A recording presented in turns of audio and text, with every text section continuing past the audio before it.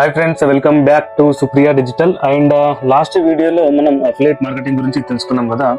So video కనుక స్లోగా ఉన్నట్టయితే మీరు ఫాస్ట్ ఫార్వర్డ్ చేసుకోండి. ప్రజెంట్ ఈ వీడియోలో మనం వేరే మార్కెటింగ్ గురించి, అంటే కొన్ని దీంట్లో స్కామ్స్ కూడా అవుతూ ఉంటాయి కదా జనరల్గా. సో ఇది చాలా మంది మిస్యూజ్ చేసుకుంటున్నారు. దీని పేరే నెట్వర్క్ మార్కెటింగ్ అనమాట. సో నెట్వర్క్ మార్కెటింగ్ అంటే ఏం లేదు, ఒక కంపెనీ ఉంటుంది, ఏబిసిడి అనే ఒక కంపెనీ ఉందనుకోండి. సో ఆ ఏబిసిడి కంపెనీ తరఫు నుంచి కొంతమంది వస్తారు. ఆ కంపెనీ ఎగ్జాంపుల్ నేను మొత్తం ప్రాక్టికల్గా చెప్తాను. నేను ఒక ఏబిసిడి కంపెనీ యొక్క ఓనర్ని. సో నా ప్రోడక్ట్స్ ఏవైతే మ్యానుఫ్యాక్చరింగ్ చేస్తున్నానో అవి సేల్ జరగాలి, మామూలుగా మంచిగా నీట్గా సేల్స్ అనేది రావాలి. సో నెట్వర్క్ మార్కెటింగ్ అనేది మంచి ఛాయిస్ అని నేను ఎంచుకున్నాను. సో దీంట్లో మెయిన్ ప్రాసెస్ ఏంటంటే, నా కింద ఒకరు పెట్టుకోవాలి, ఎంప్లాయీ కానీ ఎవరు సంథింగ్ ఎవరు ఒకరు పెట్టేసుకొని వాళ్ళకి చెప్పాలన్నమాట. నేను ఏం చెప్తాను అప్పుడు, రే బాబు, మన ప్రోడక్ట్స్ ఇది, మీ ప్రోడక్ట్స్ అయినా నా ప్రోడక్ట్స్ అయినా ఒకటే, నువ్వు మన కంపెనీకి ఒక మూలస్తుంది సైన్ లాంటివి, ఇట్లా ఏదో నార్మల్గా ఒక మాటలు చెప్తా ఉంటారు కదా, మాటలు చెప్పేసుకోవడం.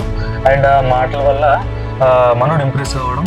ఆ ఇంప్రెషన్కి తగ్గట్టు నేనేం చేస్తాను, మామూలుగా కమిషన్స్ ఉంటాయి కదా, పర్సంటేజెస్, నువ్వు ఎంత కన్వర్షన్ తీసుకొస్తే దాంట్లో 50-60% నీకు వచ్చేస్తుంది.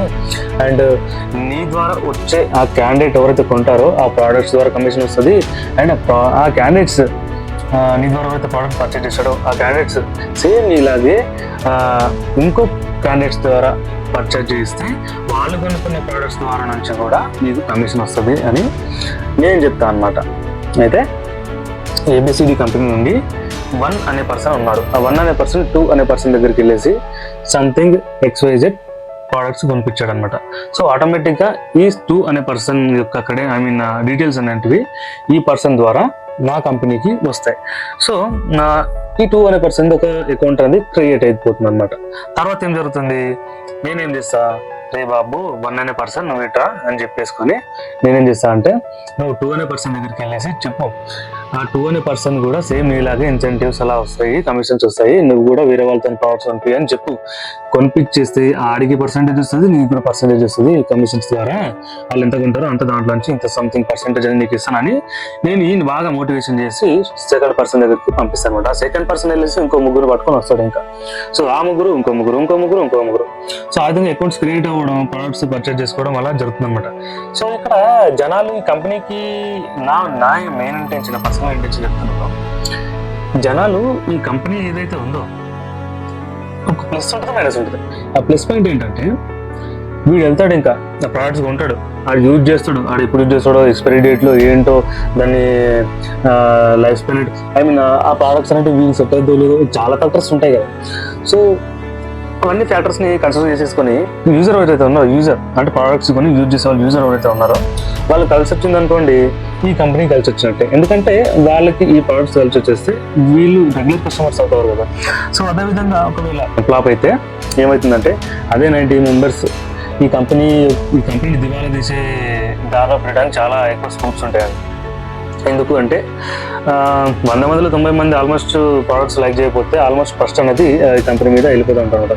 సో ఈ నెట్వర్క్ మార్కెటింగ్ అనేది ఒక స్కామ్ అని నేను ఎందుకు అన్నాను అని అంటే, చాలామంది పేదవాళ్ళు డబ్బుల ఆశ కోసం తప్ప దేనికోసం రారు దీనికి, ఈ నెట్వర్క్ మార్కెటింగ్లో. సో నా ఇంటెన్షన్ కూడా అదే. చాలామంది పేదవాళ్ళు ఉంటారు, వాళ్ళు ఏం చేస్తారంటే అప్పులు తెచ్చుకుంటారు, బయట అప్పులు తెచ్చేసుకొని ఈ నెట్వర్క్ మార్కెటింగ్ అనే స్కామ్లో జరుపుకుంటారు అనమాట.